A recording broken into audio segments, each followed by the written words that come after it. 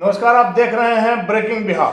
अभी हमारे साथ है बीजेपी के पूर्व नेता गजेंद्र झा। इनसे बात करेंगे जिस प्रकार से बिहार में जातिगत जनगणना के लिए 500 करोड़ रुपए की खर्च की बात सामने आ रही है। बिहार जैसे गरीब राज्य में 500 करोड़ रुपए काफी मायने रखते हैं, खासकर कोरोना काल में जिस प्रकार से आम आदमी की रीढ़ की हड्डी कहा जा रहा है कि टूट गई है। बेरोजगारी का जो आंकड़ा है वो आंकड़े से ज्यादा सही अर्थ में देखा जाए तो बेरोजगारी है बिहार में। यहाँ के लोग 5,000 10,000 रुपये कमाने के लिए बाहर जाते हैं और बिहार के बाहर बिहारियों की क्या पहचान है आपसे छिपी हुई नहीं है। जहाँ सबसे ज्यादा IAS IPS बिहार देता है वहीं बिहार को मजदूरी के रूप में भी जाना जाता है कि यहीं के सारे देश में बिहार से ही मजदूर जाते हैं।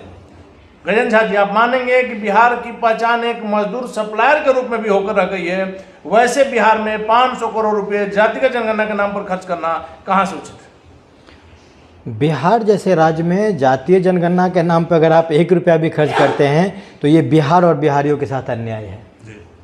आप अत्याचार कर रहे हैं बिहार वासियों के ऊपर। 500 करोड़ रुपया अगर आपको लगाना ही था तो अभी पेट्रोल बहुत महंगा हो गया था, आप वहाँ सब्सिडी दे देते, आम आदमी तक राहत मिल जाती। आप कोई बड़ा कल कारखाना लगा देते बिहार में, जिससे 500 करोड़ रुपए में कई हजार लोगों को रोजगार मिलता, हजारों युवाओं को रोजगार मिलता, बिहार की एक छवि भी बनती, रोजगार का एक सृजन भी होता और सरकार की जो आप कहें आर्थिक व्यवस्था है वह भी मजबूत होती।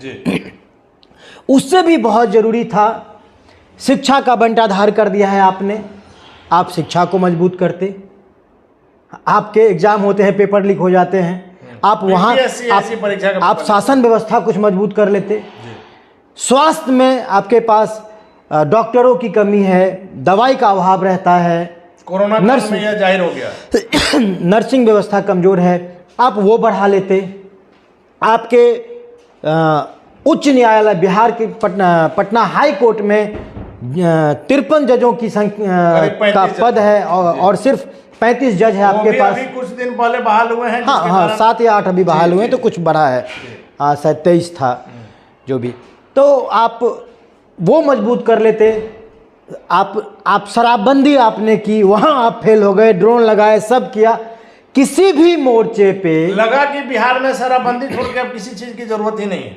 शराबबंदी को सफल बनाने के लिए सरकार ने अपने तमाम संसाधन को झोंक दिया। देखिए, वर्तमान सरकार जो है वो किसी भी मोर्चे पे सफल नहीं हो पा रही है।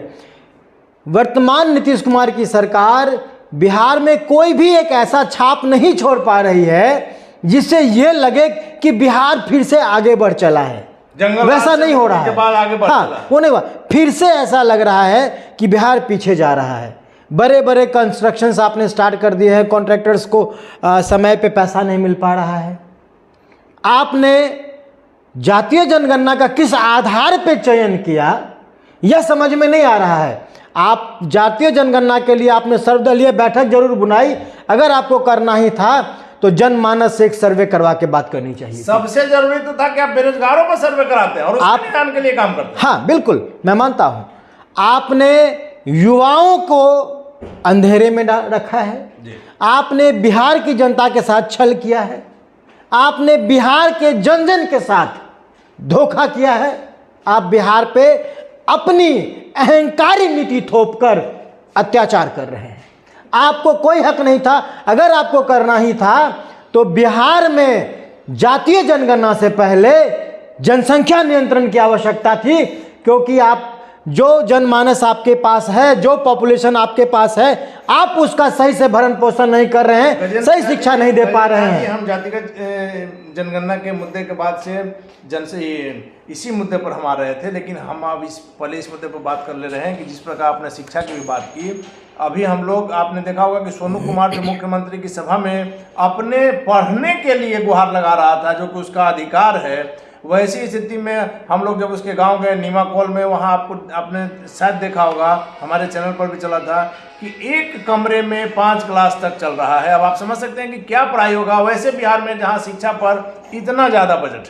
देखिए, सोनू कुमार जैसा बच्चा, उसने अपनी बात भले ही जिस अंदाज में रखी हो, मैं उसको आइकॉन नहीं मान सकता। लेकिन सोनू कुमार ने अपनी बात नहीं रखी, बिहार के शिक्षा व्यवस्था का आईना रख दिया नीतीश कुमार के सामने में, पूरी पोल खोल कर रख दी। और सबसे बड़ी बात, मैं नीतीश कुमार को ही जिम्मेदार नहीं मानता हूं, मैं भारतीय जनता पार्टी को भी जिम्मेदार मानता हूं। इसलिए मानता हूं क्योंकि आप उनके साथ हैं। भारतीय जनता पार्टी को अधिक ज़्यादा मेजोरिटी बिहार के लोगों ने दिया, यानी नीतीश कुमार से ज़्यादा अगर जिम्मेदारी बनती है तो भारतीय जनता पार्टी के लोगों की बनती है। भारतीय जनता पार्टी को किसी भी हाल में जनसंख्या जैसे बेकार के जनगणना जैसे बेकार के मुद्दों पे कभी भी नीतीश कुमार का साथ नहीं देना चाहिए था। जैसा कि भारतीय जनता पार्टी पहले भी कहती रही है कि मेरी नज़र में सिर्फ दो ही जात है, अमीर और गरीब। आज वो अमीर और गरीब दो जात 200 जात में कैसे बट गए? यही हम आ रहे थे कि जब बीजेपी के प्रदेश अध्यक्ष ने साफ तौर पर कहा कि हमारे लिए दो ही जाति है, गरीबी अमीरी, तो अचानक से फिर बीजेपी बैकफुट पर कैसे चली आई? भारतीय जनता पार्टी जिस तरह से जातीय जनगणना के नाम पर बैकफुट पे आई है, यानी अपने सिद्धांत से पलट गई है जी।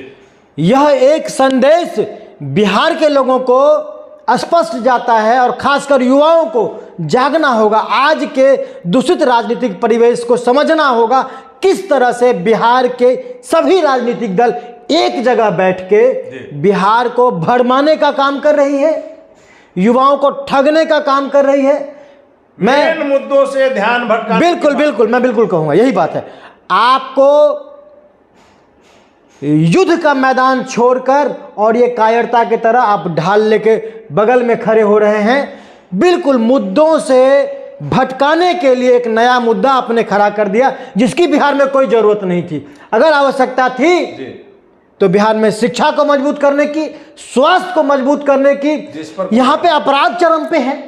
सरेआम रोड पर गोलीबारी हो रही है, ड्रोन से आप अपराधियों को नहीं पकड़ रहे, शराबियों को पकड़ने चले हैं। लेकिन जहां होम डिलीवरी हो रही है, इतना व्यवस्था के बावजूद शराब की डिलीवरी नहीं रुक रही है। लगातार गांव में शराब वो क्या कहते हैं, देसी शराब बन रहा है और देसी नस्लों का जहरीला शराब बन रहा है और सैकड़ों की संख्या में लोग मर रहे हैं।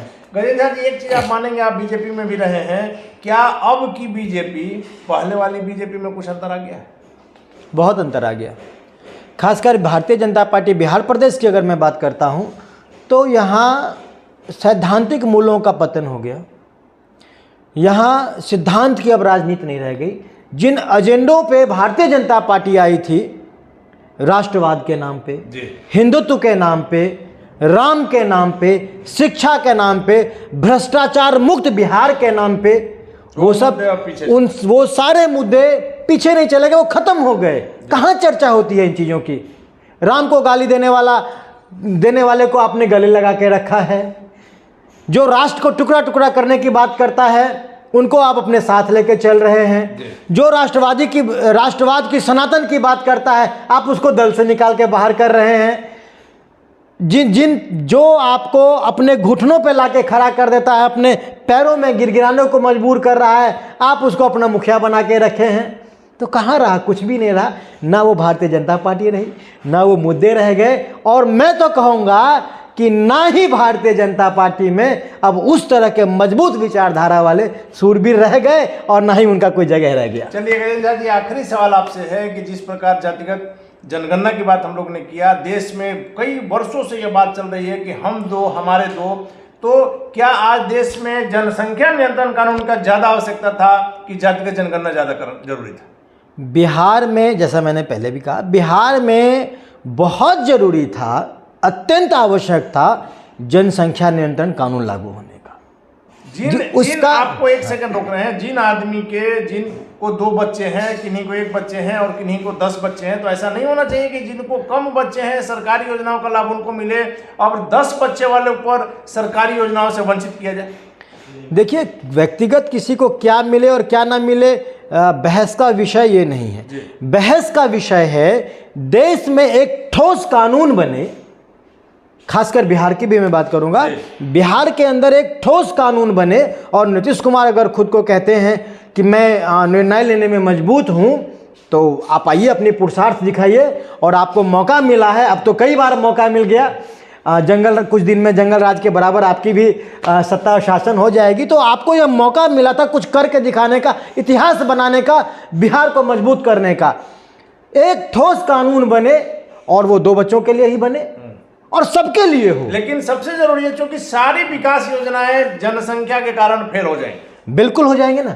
जिस तरह से